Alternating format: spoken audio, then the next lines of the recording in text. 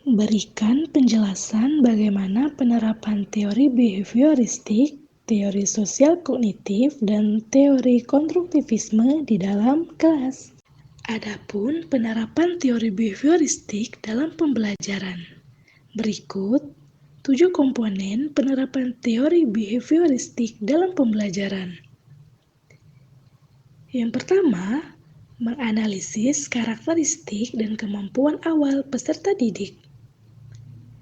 Yang kedua, menyusun materi atau bahan ajar secara lengkap dari materi sederhana sampai kompleks.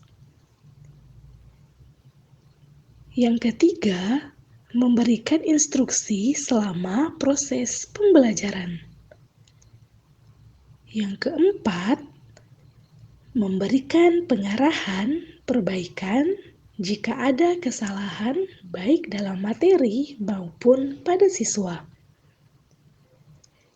Yang kelima, memberikan stimulus berupa latihan, tugas, agar terbentuk perilaku atau pembiasaan yang diinginkan. Yang keenam, menganalisis dan mengevaluasi respon pembelajar. Dan yang terakhir, yang ketujuh, memberikan penguatan reinforcement baik dari sisi positif dan negatif. Selanjutnya, ada penerapan teori kognitif sosial dalam pembelajaran. Apa saja penerapan teori kognitif sosial dalam pembelajaran? Berikut ada 2 komponen penerapan teori kognitif sosial. Yang pertama, menciptakan kondisi suasana yang riang dan menarik dengan cara memberikan materi dengan model pembelajaran yang bervariasi, agar seorang siswa tidak jenuh saat pembelajaran seperti penggunaan visualisasi dan permainan ketika menyampaikan materi. Dan yang kedua, melibatkan siswa dalam kegiatan pembelajaran, seperti memberikan ruang bagi siswa agar terjadi proses berpikir, emosional, dan fisik. Contohnya, mengajak siswa menemukan solusi baru dalam menyelesaikan suatu masalah untuk mengembangkan cara berpikir kritis. Selanjutnya, penerapan teori konstruktivisme di dalam kelas. Berikut 5 komponen penerapan teori konstruktivisme di dalam kelas. Pertama, mendorong kemandirian dan inisiatif siswa dalam belajar. Yang kedua, mengajukan pertanyaan terbuka dan memberikan kesempatan beberapa waktu kepada peserta didik untuk merespon. Yang ketiga, mendorong siswa berpikir tingkat tinggi, high order thinking. Yang keempat, melibatkan siswa agar aktif dalam dialog atau diskusi dengan guru dan siswa lainnya.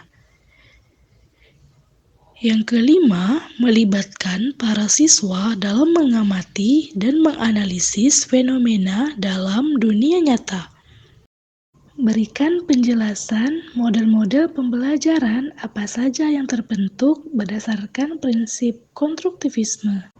Model-model pembelajaran berdasarkan prinsip konstruktivisme.